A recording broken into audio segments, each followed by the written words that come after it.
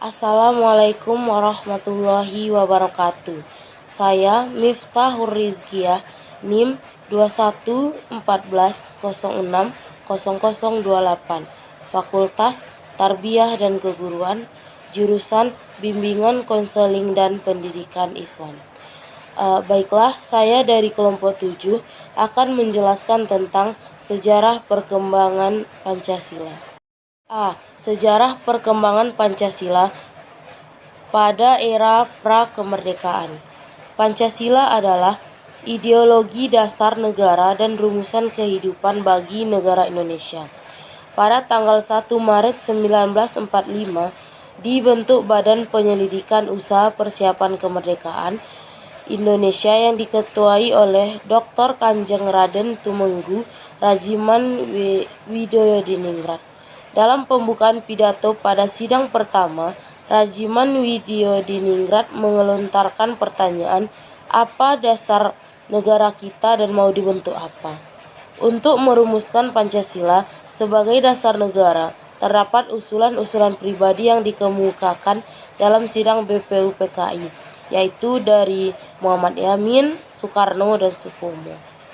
Sidang pertama dilaksanakan pada tanggal 29 Mei sampai dengan 1 Juni 1945 untuk merumuskan falsafah dasar negara untuk negara Indonesia.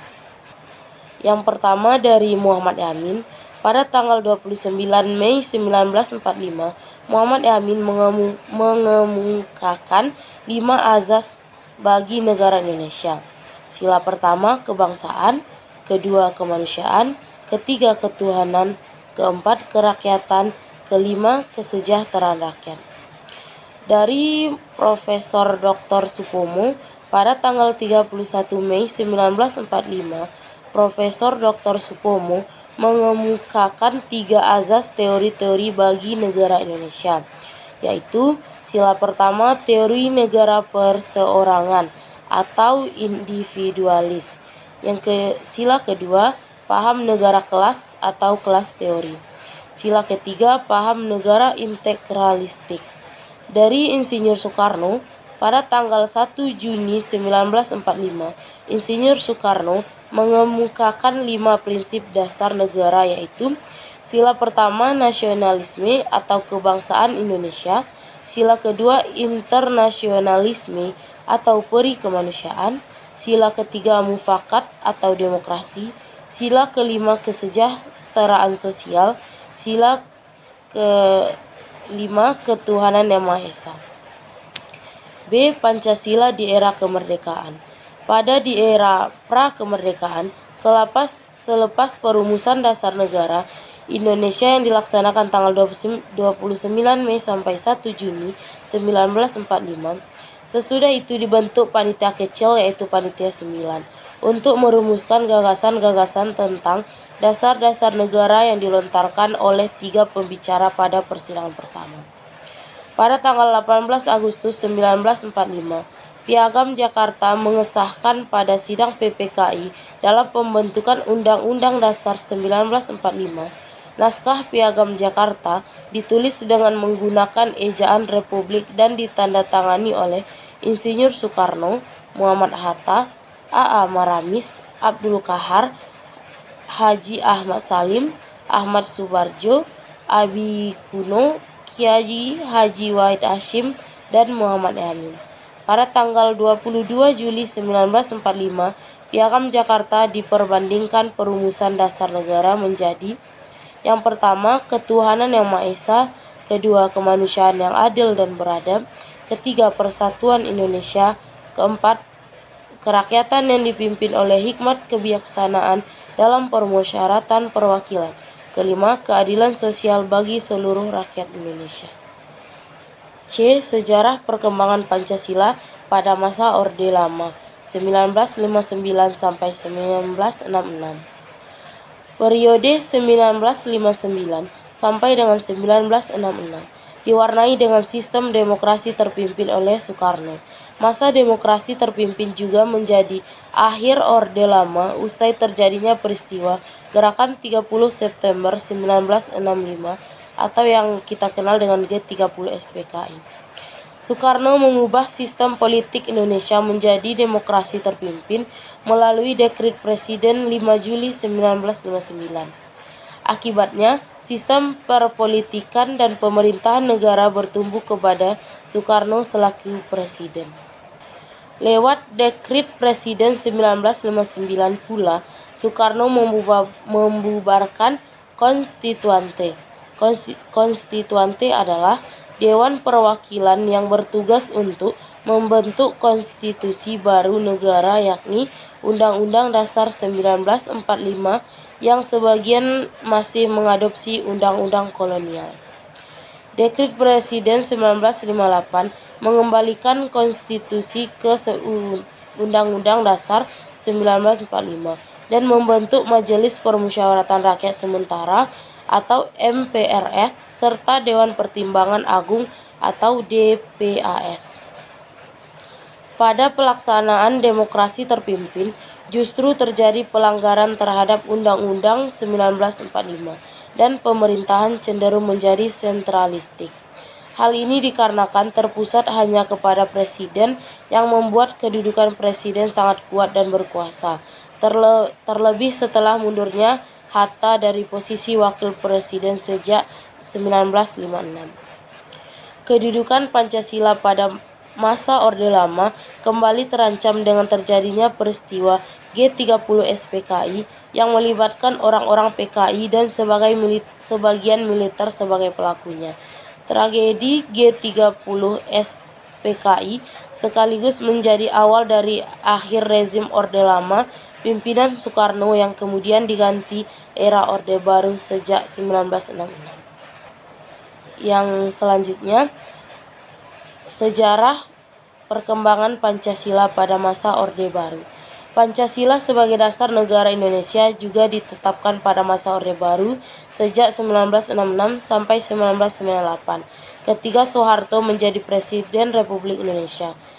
5 bunyi Pancasila juga dijadikan sebagai landasan negara selama rezim Orba, kendati sempat terjadi polemik dalam sejarahnya. Di dalam Pancasila termuat berbagai hal semacam adat istiadat, kebudayaan, agama, dan mencerminkan wujud pribadi bangsa Indonesia itu sendiri.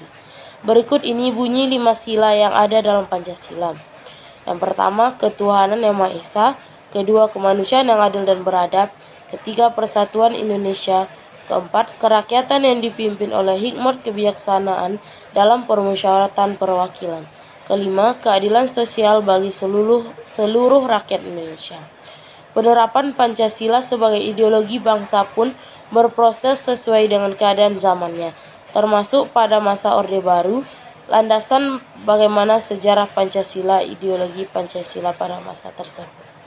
Era pemerintahan Indonesia yang semula dikenal sebagai Orde Lama pada masa kepemimpinan Presiden Soekarno mulai disebut dengan nama masa Orde Baru di bawah pimpinan Presiden kedua RI Soeharto. Pemerintah Orde Baru mempunyai visi utama dengan menjalankan nilai-nilai Pancasila dan Undang-Undang Republik Indonesia dalam kehidupan masyarakat serta bernegara. Penelitian Muhammad Arif Candrajaya berjudul Upaya Penerapan Pancasila di zaman ini. Salah satunya adalah penyederhanaan partai politik. Partai politik dibatasi dan hanya berjumlah 3, meliputi Partai Demokrasi Indonesia atau PDI, Partai Persatuan Pembangunan atau PPP, dan Golkar. Atas nama Pancasila sebagai falsafah dan dasar negara, kata Soeharto, maka ABRI dan Golkar harus bersatu, terutama dalam menjalankan pemerintahan yang kuat dari segala ancaman. Selain itu, tidak jarang dilakukan pemberedelan surat kabar hingga majalah kala itu. Ada juga peristiwa penangkapan aktivis karena mengkritik pemerintah Soeharto pada masa Orde Baru. Dalam suatu kesempatan di depan para petinggi ABRI pada 16 April 1980 di markas Komando Pasukan Sandi Yuda, Cidantung, Soeharto mengucapkan hal yang kemudian menuai polemik, yaitu yang mengkritik saya berarti mengkritik Pancasila, tegas Soeharto pada 11 November 2011. Yang mengkritik saya berarti mengkritik Pancasila, tegas Soeharto. Pada 5 Mei 1980, tidak kurang dari 50 tokoh bangsa berhimpun untuk membahas pernyataan Soeharto yang meresahkan itu. Mereka membubuhkan tanda tangan di atas pernyataan yang diberi nama Ungkapan Keprihatinan, penerapan Pancasila sebagai azas tunggal pada era Orde Baru dengan sebagai dampak menuai kritik. Beberapa kalangan menyebut Soeharto telah menyalahgunakan Pancasila untuk kepentingan sendiri dan kelompoknya. Pancasila yang murni akan terus mengalami perkembangan sesuai zamannya, kendati pernah disalahgunakan demi kepentingan penguasa. Dengan begitu, pasang surut akan selalu ada dalam kehidupan berbangsa dan bernegara. Selanjutnya, sejarah perkembangan Pancasila pada masa era reformasi. Penerapan Pancasila sebelum reformasi 1998 mengalami beberapa cobaan, semisal munculnya berbagai pemberontakan di era Orde Lama atau upaya penyalahgunaan Pancasila atas nama kekuasaan pada Orde Baru. Di era reformasi 1998, seiring lengsernya Soeharto dari kursi kepresidenan dan selanjutnya, penerapan Pancasila juga terhalang banyak godaan. Berakhirnya Orde Baru membuka pintu gerbang kebebasan bagi rakyat Indonesia, nyaris di semua lini kehidupan. Di satu sisi, adanya kebebasan merupakan hal yang positif, semisal dengan munculnya kreativitas dari anak-anak bangsa, namun ada juga beberapa sisi negatifnya. Sebagai contoh adalah terjadinya pergaulan bebas, cara interaksi yang tak beretika, penyalahgunaan narkoba dan minuman keras, anarkisme, vandalisme, konflik horizontal, serta hal-hal yang dapat mengancam keutuhan bangsa. Masa reformasi dimulai saat Soeharto mundur dari jabatan dan digantikan oleh B.J. Habibie. Dalam pemerintahannya, B.J. Habibie berusaha untuk memperbaiki sistem ekonomi, mereformasi bidang politik dan hukum, mengeluarkan Undang-Undang Nomor 9 Tahun 1998 tentang kemerdekaan menyatakan pendapat di muka umum. Mulai pada masa reformasi, penerapan Pancasila sebagai ideologi negara terus digaungkan hingga saat ini. Tidak hanya itu, upaya penggantian ideologi Pancasila dengan ideologi lainnya juga berkurang. Maka bisa ditarik kesimpulan, jika penerapan Pancasila dari masa ke masa selalu mengalami permasalahan atau kendala, namun hal ini tidak menyurutkan semangat penerapan Pancasila dalam kehidupan sehari-hari, baik dalam kehidupan pemerintahan maupun masyarakat. Sekian dari saya ucapkan terima kasih. Assalamualaikum warahmatullahi wabarakatuh.